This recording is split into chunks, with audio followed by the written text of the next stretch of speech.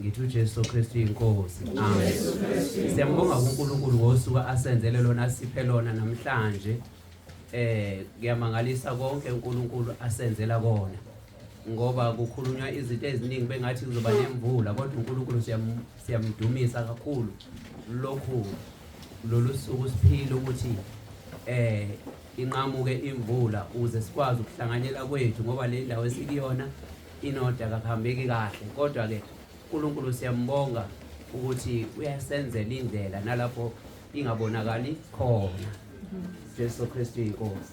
Jesu Kristu. Kwakuzolukele usiboniso phambi kwenu osewilo Fontaine ozonamukela ophambi kwenu ngicela ukunamukela ngezwi engizolithola lapha ku Joel 2 uverse 11 ngizolifunda nje ngingalichazi kodwa uNkulunkulu phakathi kwethu silibandla lakhe alenzela likhulu lagcwala umhlaba wonke entabeni yendlu kaJehova kuyabonelela khalezwi ibandla likaNkulunkulu ibandla likaKristu Jesu azilungiselele lona kulezi insuku zokugcina. Amen.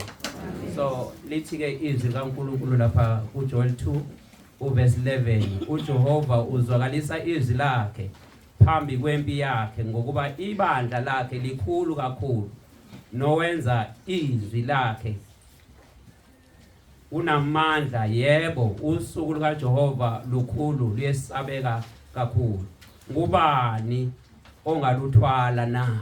uJesu Kristu inkosi. Ngibuka usuku likaNkulunkulu asilungiselela lona alwenzileyo ukuthi lukhulu kakhulu nalolu lanamuhla lukhulu usuku uNkulunkulu asenzele lona. Akekho bazi ukuthi bengafika lezi insuku kodwa uNkulunkulu ubazi ukuthi mina nawe sizoba khona kulolu suku egameni lenkosi yethu Jesu. Amen.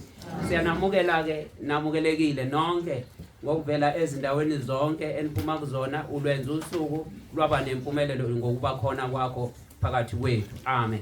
Ngiyasithobisa siyathokoza siyamdumisa uNkulunkulu. Ngicela ukusho ukuthi izinto zangasize ezokuthi ukwazi ukuthi uzikhulule sikhona lapha ngenzansi bese kuthi obaba zizobangala ngasendlini. Amen. So ke siyacela nje sibambisane nibazalwane namukelekile siyanithanda kakhulu sithokozile ulenza lo suku lube nempumelelo uJesu Kristu inkosi. Amen.